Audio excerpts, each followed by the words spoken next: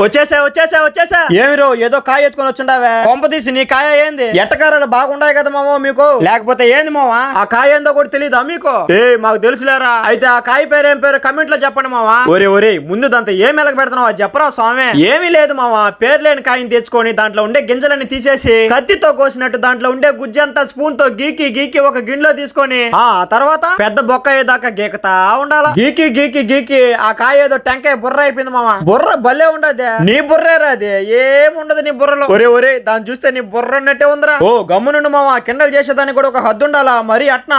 మేము బొంగమూతి పెట్టినట్లే పోండి మావా ఒరే నీ బొంగులో మూతి మేము చూడలేం కానీ తప్పు అయిపోయింది కానీరా సర్లే ఇంకా స్పూన్ తో లోడుకున్న పుండునంతా మిక్సీ జాడీలో వేసుకొని పాలు రొంత పోసుకొని జీడిపప్పు కొద్దిగా వేసుకొని ఐస్ క్యూబ్స్ వేసుకొని చక్కెర కొంచెం బూస్ట్ కొంచెం వేసుకొని మిక్సీలో పెట్టి గర్రని తిప్పాల మావా జ్యూస్ అయ్యేలాగా తిప్పుకొని నా బుర్రలో పోసి లైట్ గా జీడిపప్పు ముక్కలు చల్లుకొని బూస్ట్ కొంచెం చల్లుకొని మళ్ళీ మూత పెట్టేస్తే ఎట్టుండే పుండట అయిపోయింది మావో ఇంకా దీన్ని ఎలాగైనా ఒక పట్టు పట్టాలని మూత తీసి నోట్లో పెట్టుకొని కొంచెం తాగుతుంటే జ్యూస్ లాగైతే అస్సలు లేదు అమృతమే మావా నిజంగా చెప్తున్నాను మావా మీరు నమ్మాలని అయితే అస్సలు కాదు నెక్స్ట్ లెవెల్ అంతే